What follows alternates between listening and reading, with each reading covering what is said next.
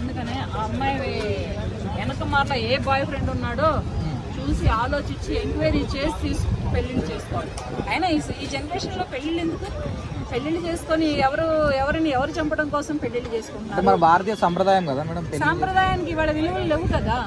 సరే భారతీయ సాంప్రదాయమే ఒప్పుకుందాం, మన హిందూ సాంప్రదాయమే ఒప్పుకుందాం. పెళ్ళిళ్ళు చేసుకుంటుంటే పెళ్ళిళ్ళకి వాల్యూ లేవు ఫస్ట్ ఒకటి.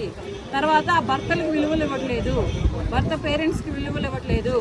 భర్త కావాలి కానీ భర్త తల్లిదండ్రులు వద్దు, అక్క చెల్లెళ్ళు వద్దు, అన్నదమ్ములు వద్దు, ఎవరు వద్దు, వాడు ఒక్కడే కావాలి. వాడొక్కడే మరి అమ్మా నాన్న లేకుండా తోడుపుట్టిన తోబుట్టువులు లేకుండా వాడు ఏ ఆకాశాన్ని నుంచి ఊడిపడుతున్నాడో, మరి ఊడిపడి యువరాణిని ఎక్కడికి తీసుకెళ్తాడో తెలియదు. పోనీ ఇవన్నీ వదులుకొని వచ్చినా వాడిని ఏమైనా బ్రతకనిస్తుందా? బ్రతకనట్టు వాడిని కూడా చంపేస్తారు. ఇటువంటి రాక్షసమైనటువంటి ఆడపిల్లలుగా పెరుగుతున్నటువంటి ఇప్పుడు ప్రస్తుతానికి